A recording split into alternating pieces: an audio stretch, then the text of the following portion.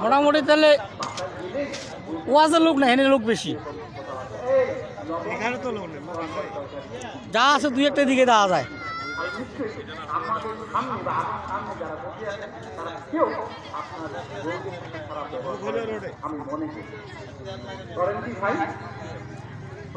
বর্তমান